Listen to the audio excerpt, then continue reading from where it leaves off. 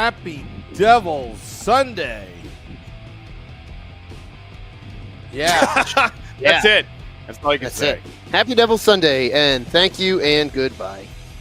And good night. Yeah. Yes. Sam is on the Jack Hughes shift of podcast today, going on his third podcast. It's like a 6-minute shift that Jack had. Yeah, well, I think Sam would be a little bit more direct with things like a penalty shot than Jack was Friday. Oh, God. Oh, God. Yeah, well, Why did you not put Brad out? I don't know. That was such a dumb move. Whoa! First one into the chat on YouTube. Our buddy Alan. What's Little up, Fireboy. Hey. Dubs, Tom. Yo, listen, we were saying something before we got on about the fact that this could be the death nail for Lindy. And what's Fitzy's next move is the name of this episode. And I'm going to say right now, the next move could be leaving Lindy Ruff in California. Because The whole team, this the whole team should be left in California. Oh, but listen, it's uninspired hockey right now. Yeah. They understand what's on the line. Like they'll say they like, really? yeah, Do they really though? these 2 points, is really? super important. How the hell do you have a game in San Jose where you drop a touchdown and then you follow it up by two of the probably this team It makes me wonder if they really care. have heart. Yeah, because like listen, and like say what you want. Like it's not. I don't think it's Nico. I don't think it's the captain. Anybody that goes, oh, it's the captain. It's the captain. You have no idea what you're talking about, because the voice that's at the top of the food chain should be your coach. And yeah, sometimes you can try to do something where you shake up the room, where you bring in somebody like a Patrick Waugh, and it doesn't really necessarily work out or doesn't translate. But for the last bit, outside of last year, leading into last year, there was like this disconnect. And you saw that, I think it was 2 years ago, Nico at the end of the year had his end of the year presser, and he essentially was saying that he would not be disappointed if Lindy got let go. And I'm paraphrasing. It's not exactly what he was saying, but you could tell, you could read the writing on the wall. There's guys in that room that don't like the message or don't want the message or don't care for the message anymore. And maybe it's the fact that these guys are not being used properly. Maybe it's the fact that you have somebody with the talent of Alexander Holtz playing fourth line minutes, and we're halfway through the year. At some point, you think you're going to be like, yeah, how does somebody get better? By practicing and playing more and putting them in better position. And Timo Meier on his off wing, all these things, all these little things that are just, this team is a hot mess. I hate to say it. I never wanted to say get rid of a coach, but it's. I think it's time that we need a new voice in the room. Yeah, it's we've been trying to not join the chorus of the crowd. Choke on water. That's how angry. Sorry. That's how angry and aggravated you are. Oh yeah, exactly. We've been not wanting to just join the masses and go with the fire Lindy, because we've seen what he can do for this team. Yeah. But at the same time, the way that this team has played over the last week and a half since it was feels like more than that. Yeah, well, like leading into the All-Star break. So let's just go since the outdoor game, because the outdoor game was kind of an anomaly. We played wildly inspired. We played this wild game, which was awesome. But I mean, how the hell could you not want to play that in that setting for the crowd that's there? So let's just go from the outdoor game, right? Let's bring up my February schedule in the app, which, by the way, I had to listen to the LA Kings broadcast on my run because there was no other way. There was no other way to listen to the Devils broadcast through my watch other than the Kings broadcast, because why would we have anything that nice? Philly, the outdoor game was a win. And then a 2-6 loss against Washington, a 5-1 loss against the Rangers. We beat Montreal barely. 1-4 loss against Tampa Bay. we beat San Jose 7-2. And then the last two games, Anaheim, we lost 3-4. And LA, we lose 1-5. And that Anaheim game, actually both games today and on Friday, Dawes wasn't there. He let up 4 goals on 14 shots in both games. Mm-hmm. 4 goals on 14 shots. That's not a heavy workload. So either A, the other teams are picking and choosing and making sure their shots are counting, or B, he's not making the stops that he needs to make. But we also have a lot of defensive breakdowns too, which are clearly evident. It's one of those situations where this team has looked like, since that outdoor game, like they've had enough of Lindy, and they're actually playing. They almost look like they're playing to get him canned at times. Some of the mistakes they're making, some of the lethargy, we need, and we've talked about this on Game Day Live every game since then. We need these damn points. These points, if you want to play playoff hockey, these are the games you have to win. And they have looked like they don't care. They look like they don't care. And this is really a time where I wish there was a European soccer style of support for this team that would stand around that tunnel that they leave after a home loss and just do nothing but demand better from them. Mm-hmm. And to show these players, yeah, great, booing, yeah, whatever. We can boo, but these players got to know that there's got to be a change here. Lindy has to make a change. If the change isn't him, but I honestly don't know who we bring in. Aside from maybe bringing Deneen from Utica. I mean, Todd McClellan is another name that's out there. It's at this point, we've got 5 days until the trade deadline, 2 games in between. Yep. I'm going to tell everyone to be prepared to see some players go at this point. To Foley, more than likely. Could be it, and I'm hoping like hell not, because I think he could be a really good piece of this team. But but I know we can get something for him. But I don't want. Let's put it this way: we don't have to sell if we don't want to. Yeah, we don't have to sell if we don't want to. There's still a chance. They're not mathematically out of it. They're getting damn close. They're not. They're skirting that. We're looking at draft lottery stuff next year. And I got to say, Ryan on the YouTube group brought up a great point. It was Burnett the whole time last year, and that was exactly what you were saying before the podcast. That's exactly what we were talking about before we went on air, that maybe it was Burnett, that the voice that was carrying through last year. There was a lot of that all damn season. Last year was a great season because of a few different things. Number one, the team was healthy. Number two, you had Vitek Vanacek, who was playing above his pay grade. Let's be honest. Yeah, and you had the whole team was playing above their pay grade last year. Yes, and it showed that Vitek was playing above his grade because the last 2 months of the season, if you remember, all of a sudden he started playing like what we're seeing now, which was losing games that he should have won, letting up goals that he shouldn't have let up. The goaltending has been atrocious this entire year. You can't blame Dawes because you got a dude that's coming off of a hip resurfacing surgery, which is not something easy to come back from. The kid's still a rookie. You're playing him night in and night out. Like, I understand you might not have any faith in Akira Schmid, but you got to put him in some of these games.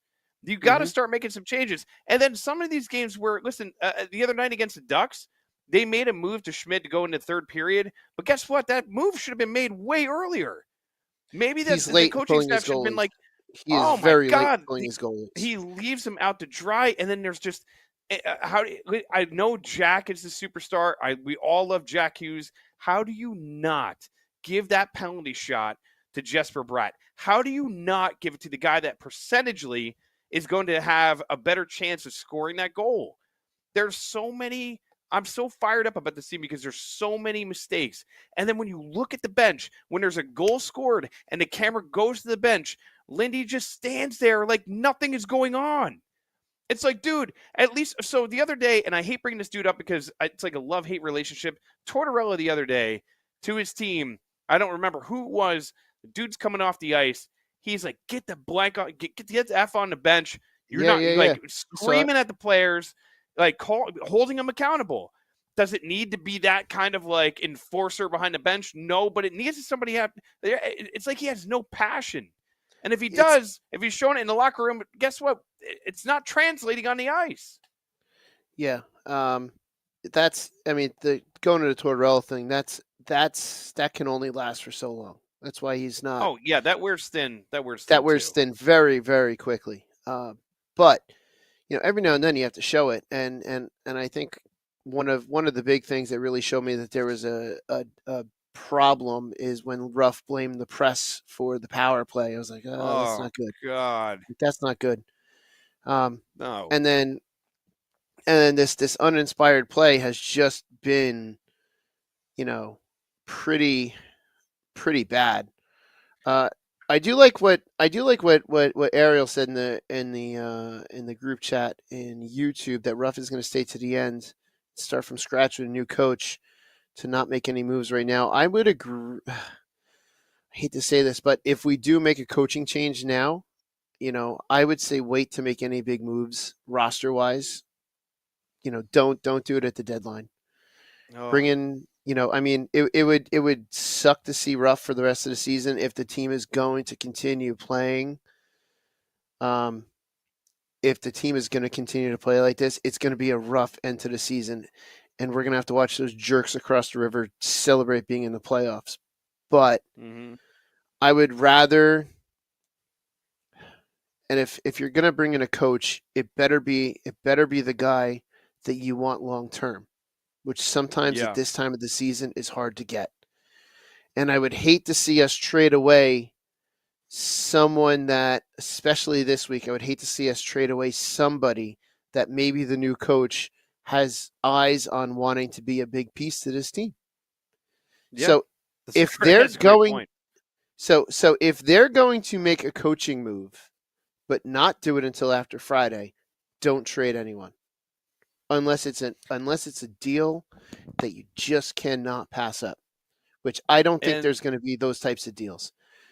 Let whoever's going to be the new coach look at this roster, and in the offseason, sit down with Fitzy and go, this guy fits, this guy fits, this guy fits, this guy doesn't fit, this guy doesn't fit, this guy might fit, this guy fits. Oh, and on team X, Y, and Z, this guy fits, and that guy fits.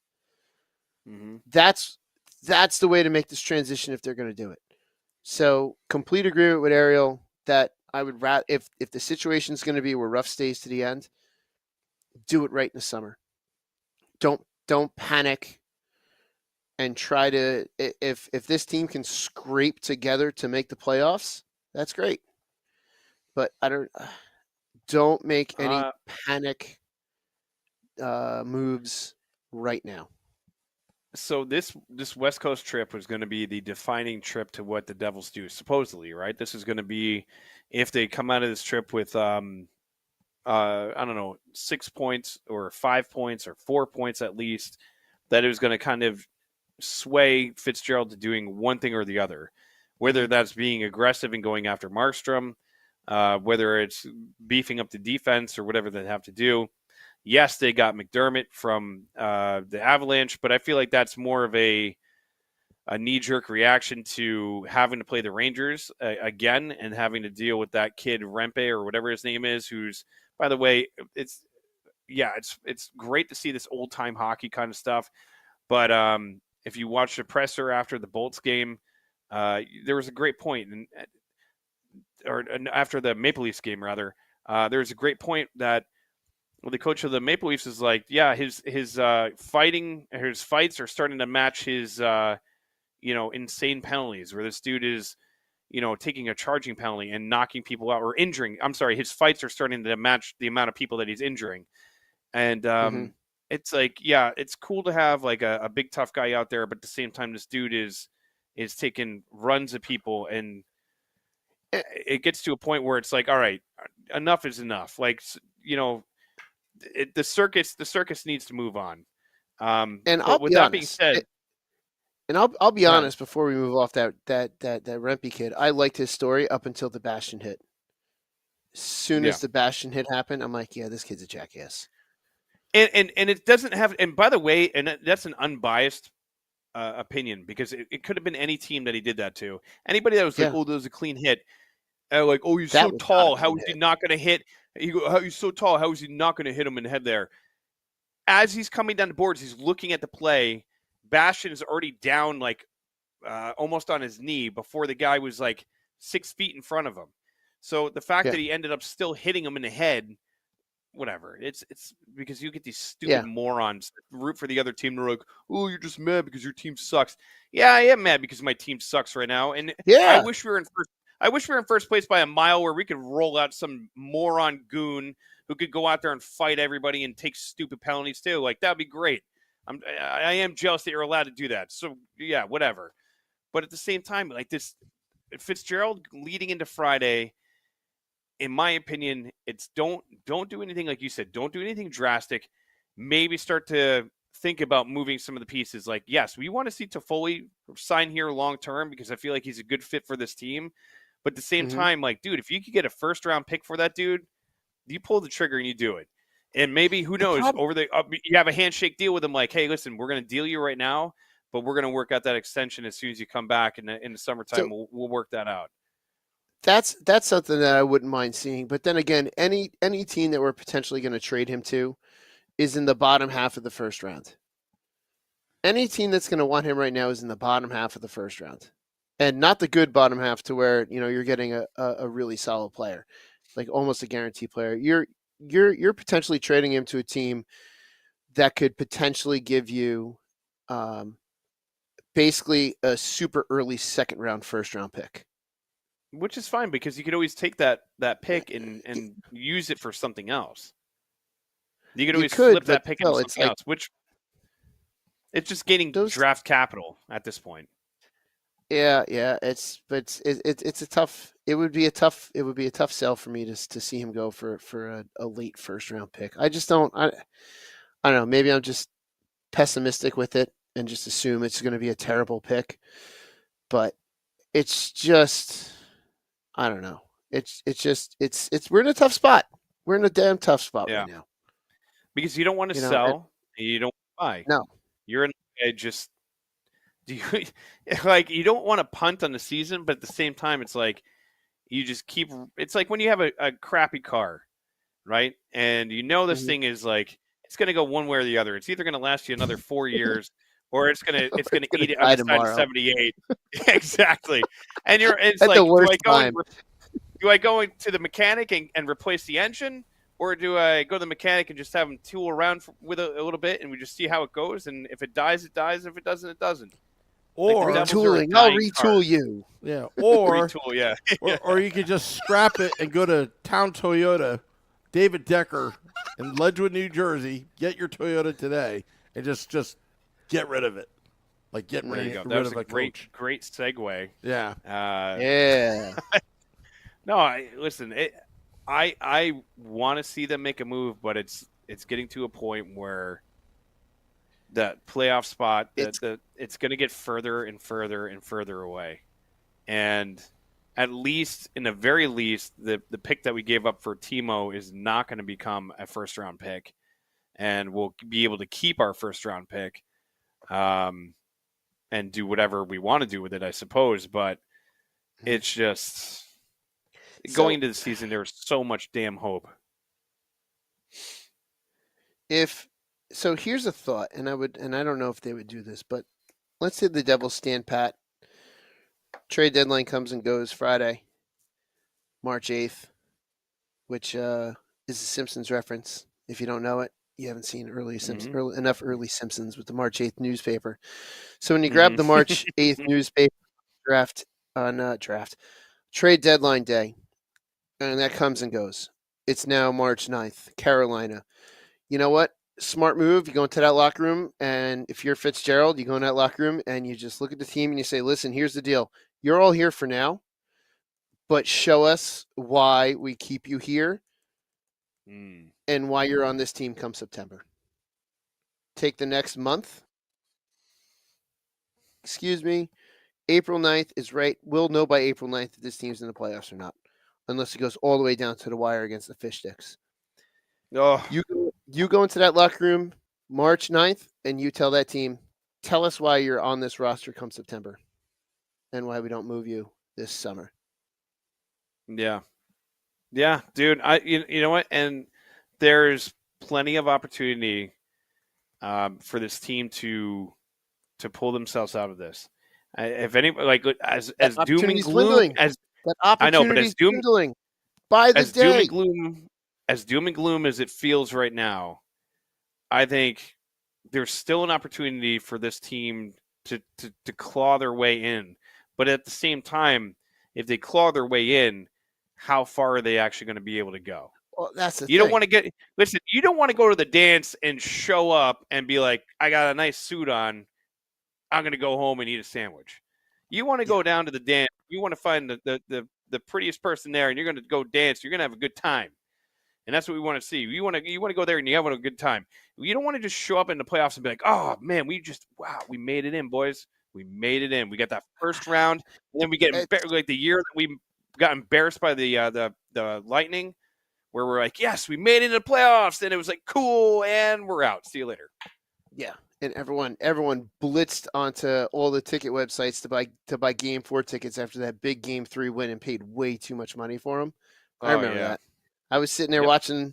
I was sitting there looking for tickets after that game. I was like, I'll hold off, and I'm glad I did.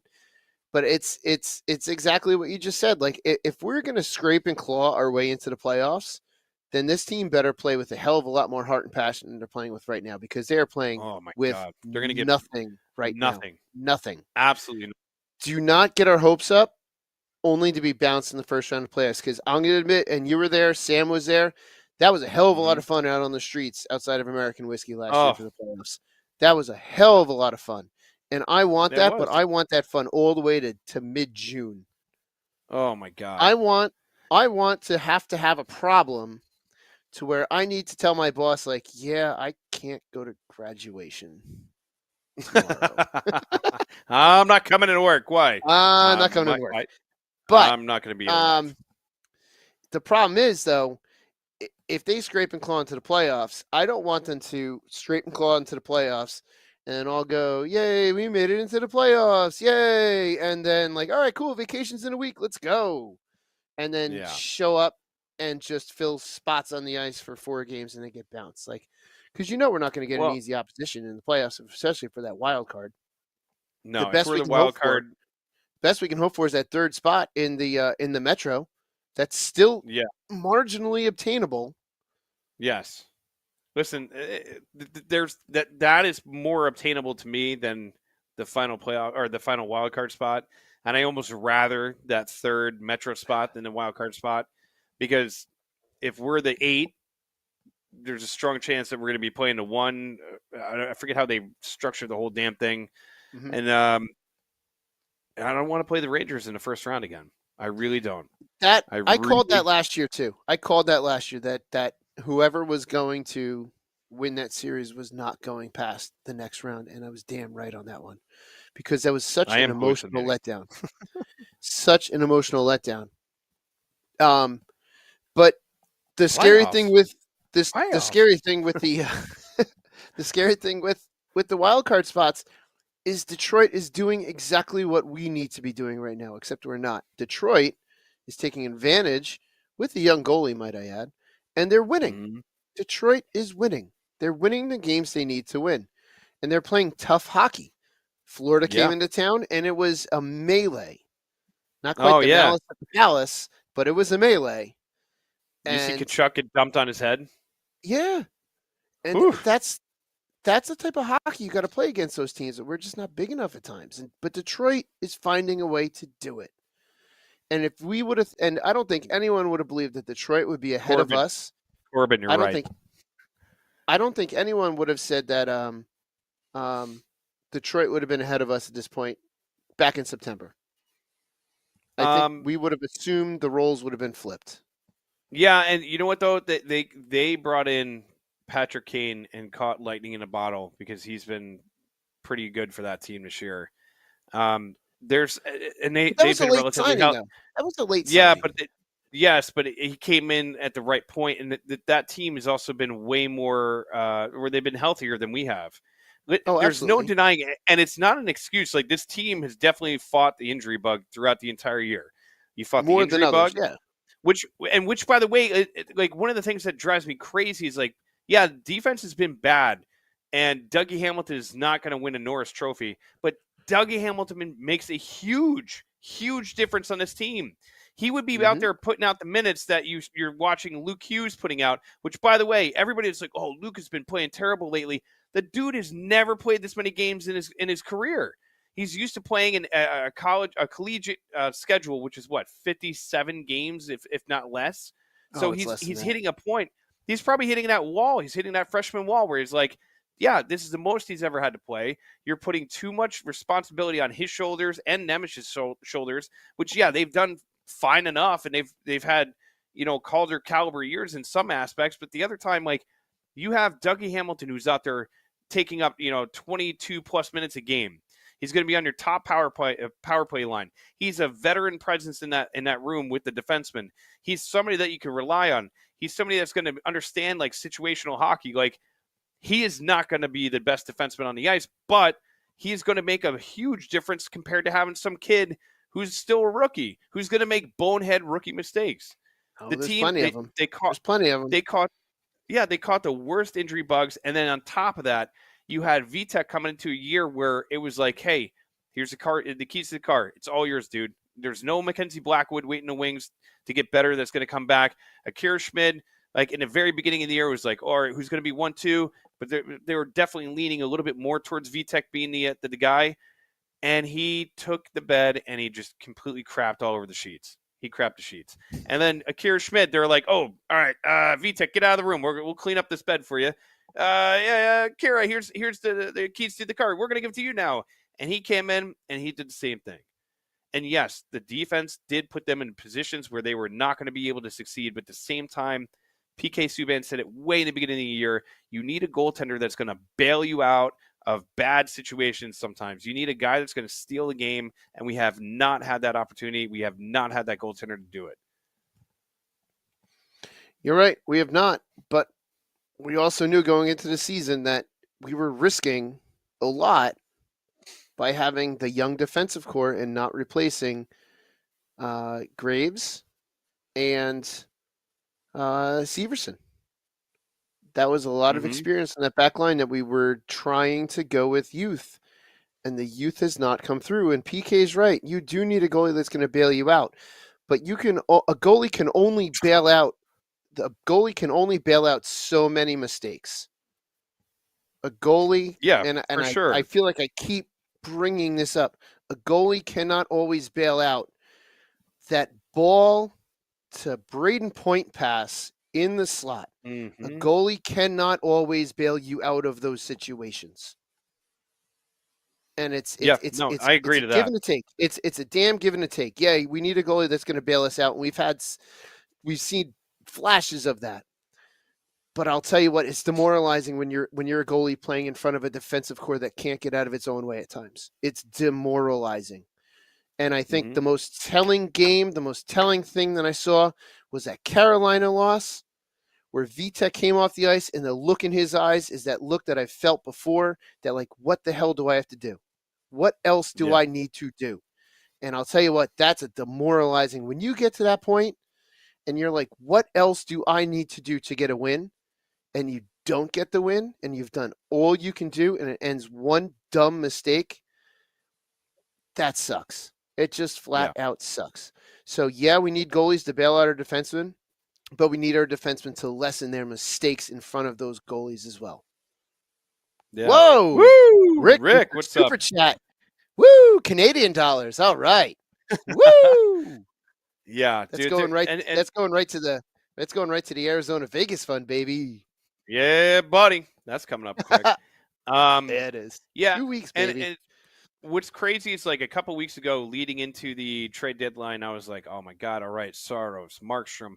He had all this like juicy information coming out, like who the Devils are really, and they're really kind of like holding on. Like the outdoor game happens, And I hate to say it, but that might be the pinnacle of the season, might be the outdoor game. Just so everybody's aware, and I'm pretty sure if you're a knowledgeable and like a well-rounded human being, you can understand that was our Super Bowl this year. That was our high point.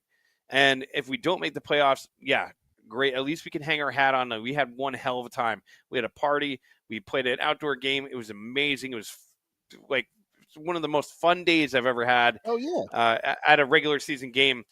But at the same time, you're looking at what could have been. And a lot of people are getting on Fitzy like he should have pulled the trigger earlier. He should have been more aggressive. He should have done this. He should have done that.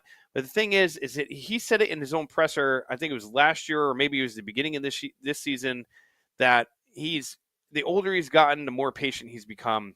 And he's said he's going to be patient to a point where it's not going to be detrimental to the team, but he's going to be patient enough where he's not going to make a stupid decision. And I appreciate that. And I wonder if he's looking at this team.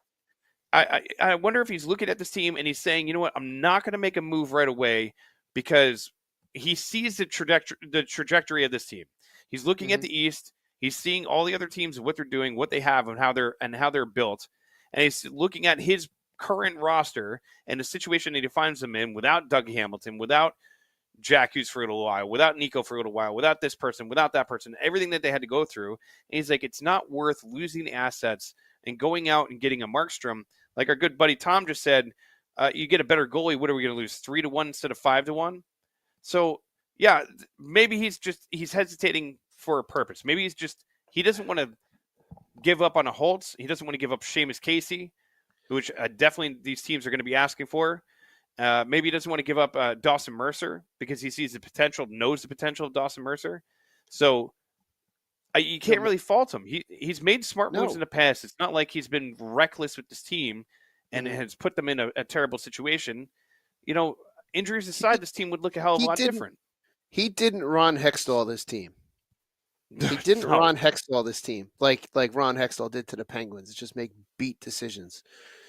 You know, if he would have pulled the trigger and sent a bunch of young guys to another team, I guarantee it. I guarantee it. They would all do very well, and we would have a Sharon Govich type. I was just going to say, just saying that. All of a sudden, we'd all look at that and go, just like people are looking at Sharon Govich and pining for him like the ex that got away, and he regretted letting go. It's like, oh, man, look, he's doing so well. But, it's like, that's what happens with trades, though. Sometimes you get under a new coach in a new situation in a new city with new teammates. I've had it happen to me. When I skate out as a forward, sometimes you get a new line mate, and all of a sudden, boom, the goals are going in because you get someone that passes to you a little bit differently, or someone that plays a different bit of their game style is a little bit different than yours, but it meshes really well, and that stuff happens. And I know damn well, it potentially, like, I guarantee if he would have traded for someone and traded Holtz away, Holtz would be doing just bonkers right now somewhere else. 100%. And everyone would be losing their minds of why we let him go. It's a give and a take with this. It's a business. It's scary when you trade someone away because you don't know what they're going to turn into. You don't know if you're going to get. You're hoping that who you're bringing in is going to be your solution. You never know. And I would rather not make. And we've said this before. The only thing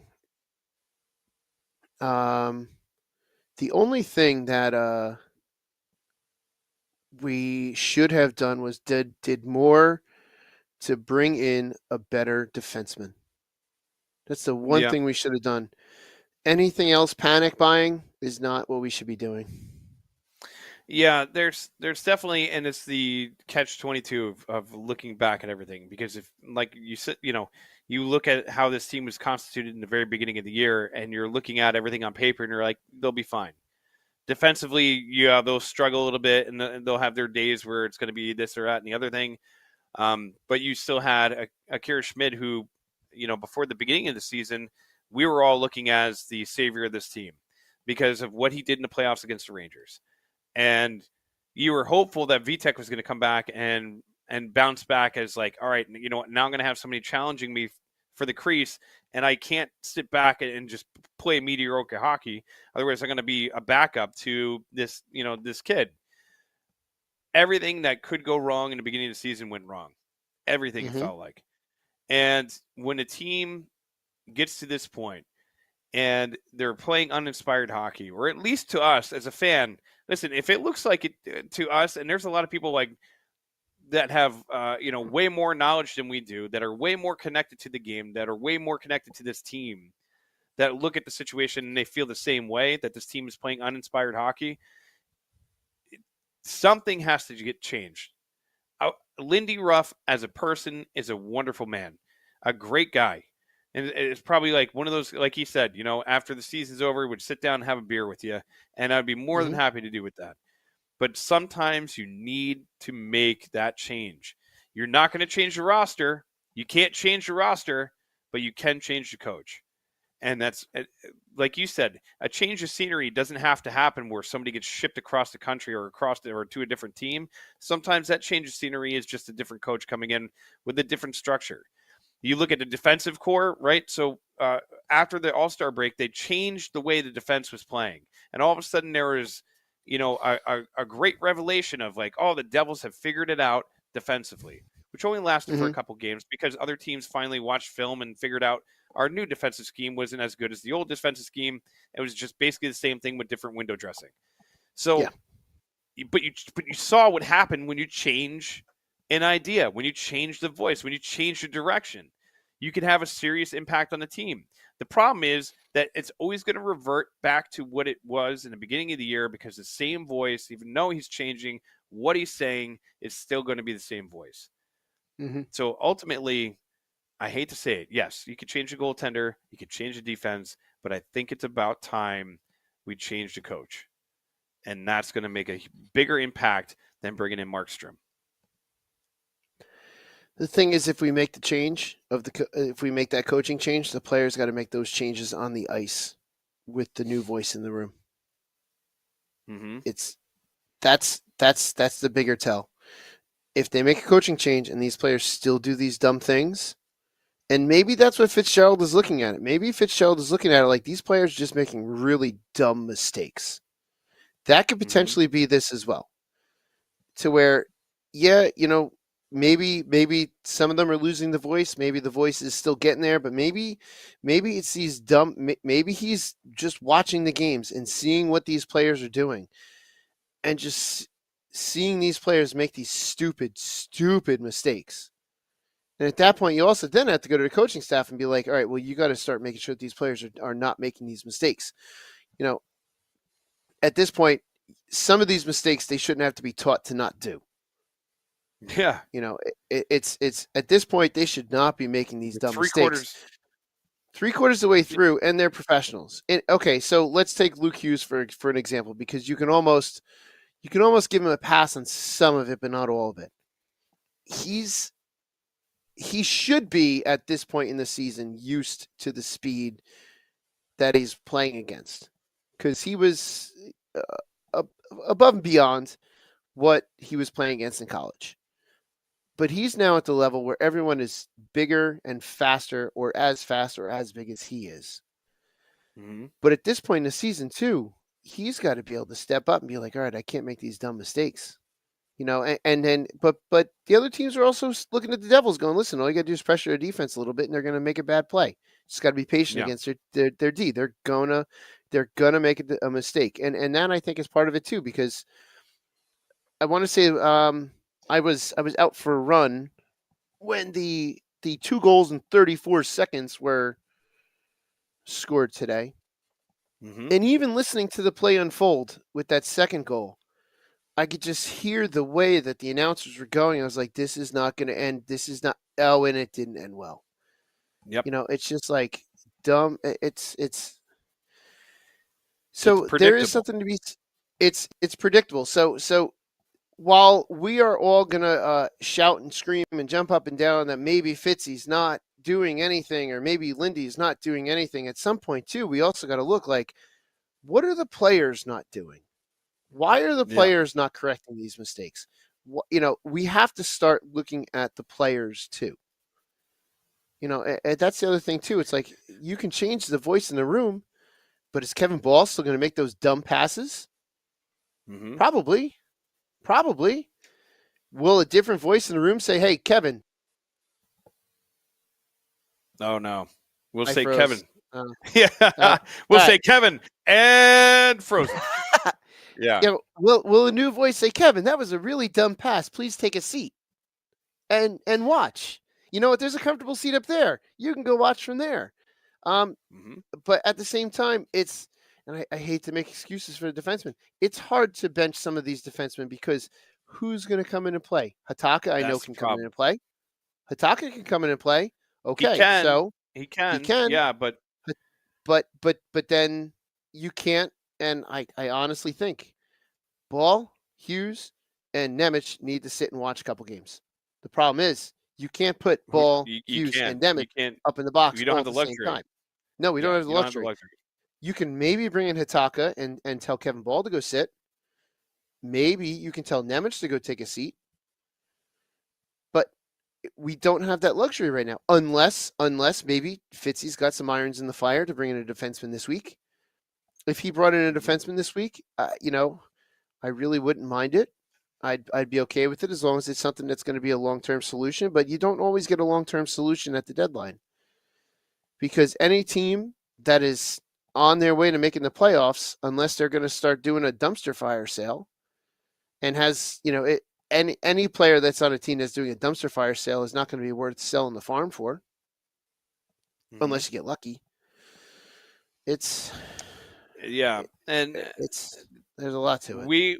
we're getting closer to being the sellers more than the buyers. These next two games are pivotal for a bunch of reasons. Point wise, We've said yes, that all week. obviously. We've said that all I know week. every I'm game, tired of every saying game it. is I'm every tired of game is a saying must it. win. Every Every game game's is a must win. every point coming up is important. Florida is important. Florida's important. games, It's an yeah. Eastern Conference team. St. Louis, we should beat St. Louis, but the way we're playing, we may give them they may have the game of the season against us. And then hell, the Carolina game, and then the Rangers, the stupid Rangers again. You got to deal with those jerks, but this time there. And you know damn well their fans are going to show up at home, unlike our fans that didn't show up at home. I'm still bitter about that one. Well, yeah. But I mean, and I called myself out for that, just so everyone knows I called myself out for not being there. I should have been there and I wasn't, but damn, we should have been there in greater numbers at home, even with that loss. Yeah. What I mean by those two games, the next two games are pivotal because the next two games, 1,000%, you have to think are going to decide what's going to happen on Friday. You lose the next two games, I don't know. I don't know if Fitzy has it in him to fire Ruff before the end of the year. I don't know if he has it in him, but to fire him with 10 games left, with 5 games left, with no games left, I don't know. I have no idea. I don't know if he's I have no idea. He's not a Lou. Lou is the only person I know that would fire a coach who is, leading the Devils were in first place when he fired Fittoric. And yeah, that was typical Lou. If you're not doing your job behind the bench, those are and that's the funny thing is the things that we got used to in the old days, right? Great goaltending, GM that in his prime, because later in the years we all know that he was not making some of the best moves. Ryan Clough, but you had a GM who would hold his coaches responsible. Who would say, you know what? Yeah, you might be in first place, but this team is not responding to you. You're losing your goaltender because apparently there was a lot of beef between Fittoric and Marty, supposedly. And if there was Marty earned that. Marty earned that. Oh, spot 1,000%. Yeah. If there was. But at the same time, the team was performing in spite of the coach. So that team was in first place almost in spite of Fittoric. Veteran leadership. That was the feeling. That's veteran leadership. Yeah. It's veteran leadership right there. But Lou wasn't afraid to walk down there, and I forget how many games they had left. What, they have 5 games left or less? It was than not that, much. It was around that. Yeah, around that. And he was just like, you know what? See you later. And he took him out. So there. And what did they do? By the way, what did they do when that happened? What happened that year when they let Fittoric go? Anyone? Wasn't that 03? If I'm not mistaken. I'm gotta look it up. pretty I can't sure. remember. I'd probably be wrong. It's been a long day. Anyways, It's been a long day. point I'm gonna look being, it up. though, it was there was coaches that would come in here, and if the GM was like, you know what, you're not getting it done, you're out. And I hate to say it because last year was that anomaly year. It was like you looked at last year and you're like, wow, we made it to the playoffs, we got through the first round. Everybody was playing above their pay grade, like we were saying before. Lindy Ruff, I think, was, and we could all agree, Burnett had a big voice in that room. Lindy Ruff benefited from that team playing the way they did, got an extension because of that. And this year is more of a reflection of him as a coach and what this team is doing. The year before they went to the playoffs, the year before that, each year that Lindy Ruff has been behind the bench, it seems like it's been the same with the exception of last year. So, yeah, I'm not the one that's going to always jump up and be like, get rid of the coach, but I can't say it enough. I think the name of this podcast tonight is what's Fitzy's next move. What was the year? Because I screwed up. 2000. Thank you, Matt. It was 2000. Well, 2007. Was it 2007? God, I don't even 2000. know. It was Claude Julien. He didn't like Claude Julien because in 03 it was Brent Burns. Claude Julien, yes. But he did fire Fittoric late in the season, too. Well, Fittoric will be best known in my eyes Either way. for chucking a bench on the ice. Yeah, that is true. That was how are you going to win this fight? Throw the bench. Yeah, that was the Boston Garden too, I believe. I believe so. The old Boston Garden. Why are we talking, Ronaldo? Why are we talking about Lou? Because we're reminiscing about the old days. Because we're in our 40s now, bud, and we're getting to that point where we're looking back and we're like, "Do you remember that? Do you remember the good old days?" And then you look outside and you're like, "Get off my lawn!" and all that kind of stuff. Well, we're we're also talking about it because we're, we've seen in the past of GMs that were a little bit more hard nosed and would potentially make more of a move if the voice was lost. But at the same time, the voice may have been lost in that room, but that veteran leadership was there to keep that team going forward. And yeah, in 2007 we didn't win anything, but still, like that veteran leadership was still there. We don't have that veteran leadership now. There's something going on. We don't know what it is. And again, this is not having the privilege of being in that room. Like the only people that know what's going on in that room are the players in that room and the coaching staff and Fitzgerald. That's it. And then probably some of the higher up Odor, I would assume. But I saw somebody say it before that it's like the ownership doesn't want to pay for two coaches. I disagree. The ownership has shown that they're willing to spend money. The team is one of the teams that's outside of the LTIR money, which we have an abundance of now.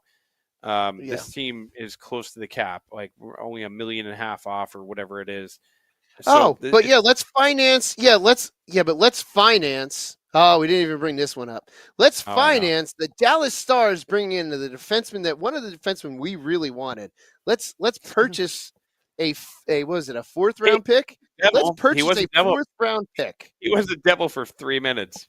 Yeah, let's purchase a fourth round pick and help finance the Dallas Stars, possibly putting them over the line for a really good playoff run.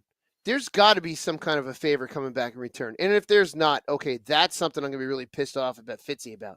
I totally forgot about this, and now I'm all fired up again, and it's almost 10 o'clock at night on Sunday. Holy hell, that is such a mystifying move. We are not in the cap space. Yeah, we had the LTIR, so yeah, we're going to purchase that fourth round pick, and yeah, maybe that's what it is because we have all the LTIR space and we can jockey around and we can buy a pick here and there, but a pick is not going to do anything good right now. Chris Tanev, Devil's Legend from 2024 to 2024 for 3 whole minutes. and we're financing part of this. We're financing another team solving their defensive woes. Like, what the hell? We have too much defensive problems on our own, and we can't even do something about it. Although I have to say, this is, and I have nothing against the Tanev brothers, because someone asked him why he picked number 3, and he said, "Well, it's almost like half of 8." Yeah, I love it. I love the Tanev boys. They're such idiots. It's great. They're the typical hockey idiots, like the that just say all these dumb things, you know, in all good fun. But like, holy hell, that move. It's like the more I read it, it's like, wait a minute, hold on. Why are we all of a sudden the Arizona Coyotes of the East, where we're going to start financing people's moves and not improving our team? Which goes back to my point before. If Fitz is looking at it as the writing is on the wall that this season is not that he's going to openly admit to punting on the season, but he feels like the chase is going to be too far to get. You know, where he's looking at it realistically. Mm-hmm. Which, by the way, and like, yeah, that move made zero sense, and I agree. Like, that move was one of those things where, like, yeah, we could have used Tanev. He's a UFA. He would have come off the books at the end of the year. You know, Calgary, who quote unquote never retains money, because that was the thing with the Markstrom deal, right? Or supposedly, he never retains money, and suddenly they're going to retain 50%, which then we took 50% of that, so we took 25% of his contract. So we didn't take half of it. We at least only took a quarter of it, You took a and half then we ended of up. half. We took a half of Half a of half. half. That's I what said sounds that. like a weird. I said that in a group chat, I think with the Hockey and Tap guys, and I was like, yeah, we paid half of the half, and they were like, huh? I'm like a quarter. We paid a quarter of it. We bought 100. We bought a $1.25 million draft pick, 4th rounder, which could be trade capital for something this week. We don't know. Which that reminds me, that's a good time to remind everyone to set your alerts for the Let's Go Devils podcast, especially if there's going to be a special breaking news podcast because of the trade coming up in the next couple of days, or specifically Friday for that matter. So set your alerts just in case there are any moves, and we can either all celebrate or commiserate, one of the two. Yeah, which they did make a move for Curtis McDermott, but like we said earlier in the podcast, if you're just joining now, like we were talking about that as being more of a arms race type of move. Like it's just you have a big giant goon over in New York who's doing big dumb goony stuff. We also have no one to protect our star players. Yeah, we need somebody besides Brendan Smith who's going to start throwing some fists, because Brendan Smith, as much as we have enjoyed that dude, like he's not going to be going out there and setting a tone. Like, no, because we can't afford a defenseman to break his finger punching someone in the helmet. No, exactly. And listen, and you know what the funny thing is? So I have to give a huge shout out. I was on the other night during the Anaheim game. I was with Backhanded Devil. We were doing almost like a Manning cast kind of thing, watching the game. It was fun. It was a good time. Duck Gusev was on there. It was a good time. We had a good time. But irregardless, like we were talking about it, and somebody was like, "Oh, Kevin Ball used to be like a big tough guy in the AHL and would like throw down and like fight people and he murder people with his eyebrows and stuff like that. But he doesn't really use his size in the NHL. He's not really doing because he can't afford to. Like he can't afford to take himself off the ice and put this already shorthanded team in a worse position." Like, which, by the way, that 10-minute misconduct against Lazar the other night, can we be real? Can we be real about that? I mean, I understand, like, they gave him the instigator because he went after freaking Gudas. He went after Gudas after he hit Jack, and he got Lazar got beat up, and then he had to serve a 10-minute a 10-minute misconduct for getting beat up. So that was like insult to injury. That penalty. I thought that's the definition of insult to injury. But yeah, but Ball's not going to do that. He's not going to be an enforcer. He's not going to be a guy that's going to go out there and fight because we need him on the ice. And just like like when Miles Wood, his whole role changed at one point. Remember when he first came in the league, he would fight everybody. He was a bruiser. Yeah, and then all of a sudden they're like, "No, we need you on the third line, like fourth line, third line kind of guy. Like we need you out in the ice." And all of a sudden, Miles Wood, his whole role on the team changes, and that's what happens. Like things evolve, things change. But I'm glad they brought in McDermott because at least somebody will know somebody's going to be out there whenever he's out there. I'm sure Holtz will be in the press box, and then McDermott will be on the ice because that makes sense. Yeah, and it's not like that the role of the goon or the enforcer is something that is coming back or is going to be a pivotal part to this team. But I definitely think that it's what we've seen over the last season and this season and last season is that we're a very small team, and the the other teams are going to start to try to be physical with some of our superstars who are smaller players. We need to have at least one person, one player that's going to go out there and get some retribution for when somebody takes a run at Jack. Get some retribution for when somebody takes a run at Nico after inadvertently hurting a player on the other team. Like we need at least one single player that will do this. Is McDermott going to win a scoring title? By no means is he going to win a scoring title. Unless he's like Bobby Farnham. Bobby Farnham, who had that 5-game heater. Is he gonna get top 6 minutes? No.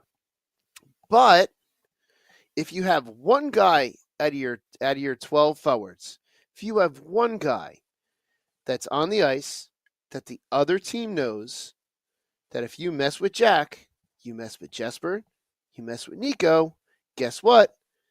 So-and-so is going to be tailing you and is taking your number from the bench so that when you are out there and his line goes out against you, you got to watch out. And that's really what it is. And I am not against having at least a player that could potentially do that. I don't want to a Rempy, just a moron. No, we can't even afford to have a guy like that.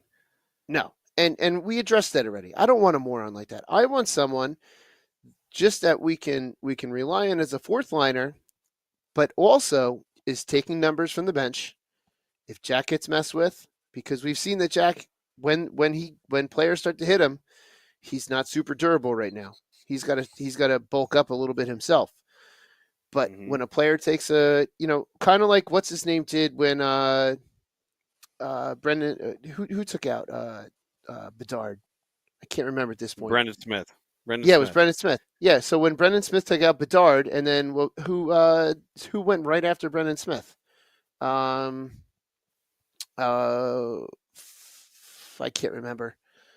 But that's what we need. We need someone that's going to step up when Jesper or Jack get hit, and do something about it, so that the other teams will say, "Okay, well, listen, you got your one hit on Jack. That's it. That's all you're going to get today." And then eventually the teams, other teams come in and start saying, Foligno. Yeah, Foligno, that's what it was. Thank you to Tom. Thank you to Gregory for filling that in. Select the boy jumping in there saying it was Smith. Yeah, that's what we need. It's just that response type player. We don't need someone that's going to go out and goon it up. We certainly don't need a stupid Jacob Trouba, him and his stupid art. Ugh, stupid him. Giving artists bad names. Hate you, Trouba. Stupid Trouba. Hey, at least, Beer Baron, at least you could play in the NHL and you could throw those elbows anywhere you want. But that's okay because you're a soft guy. You're a soft guy. Yeah. You do art. I'm a soft guy. I got soft hands. I got these soft artsy hands. Yeah. By the way, I have to give I love how Brooks said that we need to get the Bash Brothers from the Mighty Ducks. You ever actually go back and watch? You ever go back and watch any of those movies and you're like, whoever was directing the hockey part of this movie had zero idea what hockey really was? I know. They're like, hey, get that kid on the bench with a lasso. I'm sure that's a legal thing. And lasso. By the way, anytime we do an impersonation of somebody, my buddy John was like, "Why do you guys always sound like Carl from Aqua Teen?" I'm like, because that's 99% of where that comes from.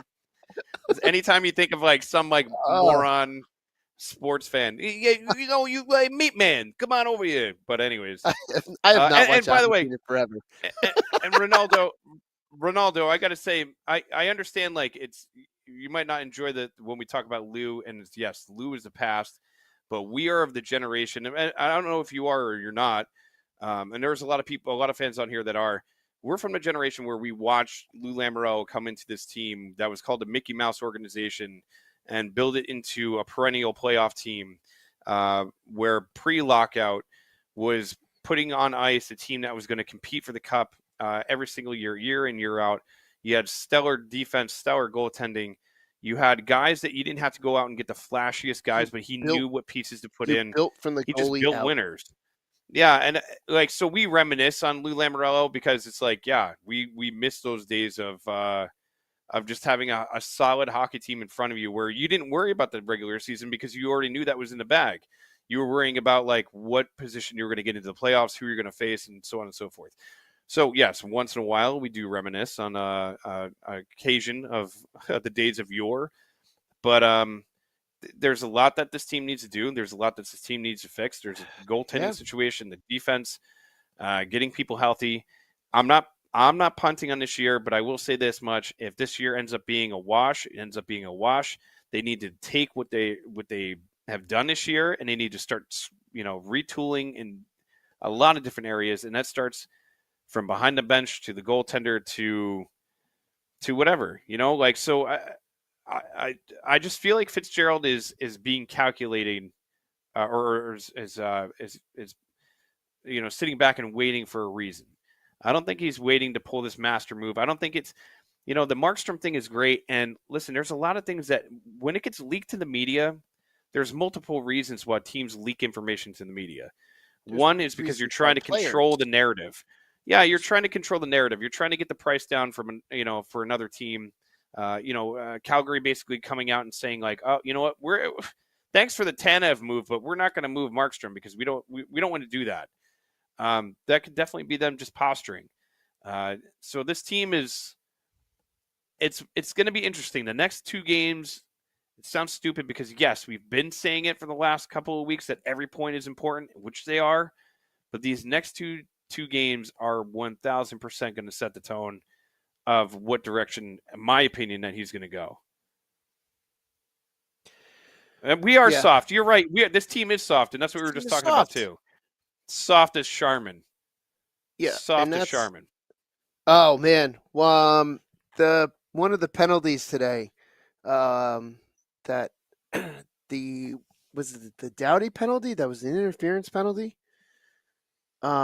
The Kings play-by-play guy was like, "Oh, that penalty was Pillsbury soft."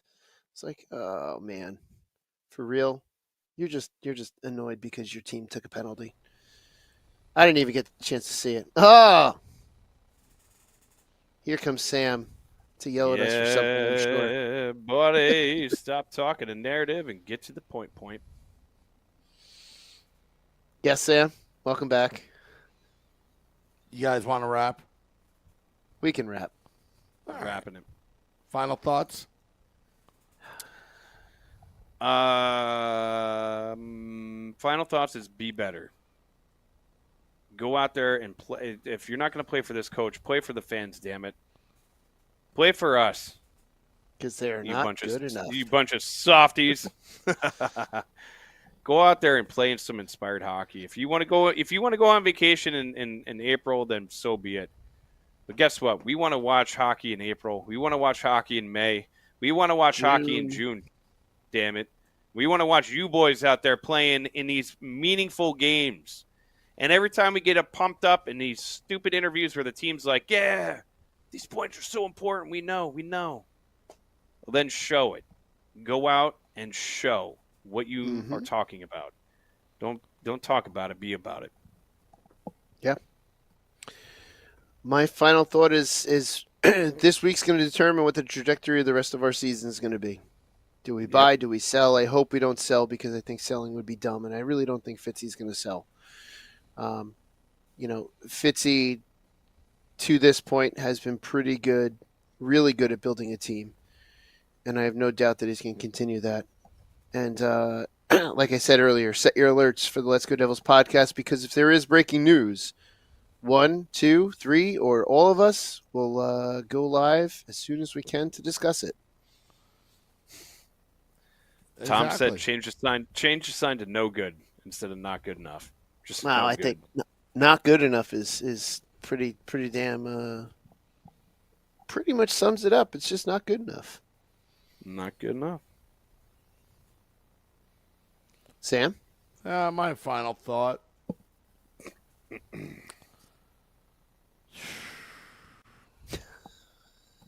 Real quick, Sam, as you're pontificating on that thought, I went to the Rock today because we brought our kids to the circus, and I thought it was more entertaining watching that than what I've been watching on the ice recently. And even when you walk out, They had the game on the big screens, and the vendors that are always there during the hockey games and during like events like this. I'm walking around. I'm like walking over to grab a beer, and one of my friends who's a vendor there, she's looking up at the screen. They have that big television, and she just looks up and she goes, "Season sunk." They feel it as much as we feel it. People in that building, it's killing us all. It's killing everybody. And that sucks because that's more hours that they can work, and we want them to be working well into June. That's for damn sure. Mm-hmm. My final thought, if they actually do make the playoffs, it's going to be down to the wire. But we are the old circus. I don't know, guys. I'm beat up. It's my third podcast today. Triple shifting, buddy. Triple shifting. That's fair. But, I think the players are pissed off. All this talk, they obviously care, but I think no one's taking that extra initiative to create that spark, and it's just not there. It's just not there. Like, when years ago that Scott Niedermayer play, for example, against Detroit, it was David versus Goliath in the 95 Stanley Cup Finals, that game too. Devils were losing the entire game. And Scott Niedermayer went end to end, that infamous play. Mm-hmm. You got to make plays. You got to execute. Jack Hughes, forget about the coaching decision. Jack Hughes, you got to shoot the puck. He didn't even get. No, we're shooting the puck, but we have to start shooting the puck with a little bit more purpose than just. Yeah, 55 shots does not mean they actually took 55 quality shots, folks. Yeah. I hate anyway, when Sam, people are, 55. Sorry. Yeah. The point I was trying to make is, don't overthink it. I think the players are overthinking everything. I think they're angry inside. I think they care.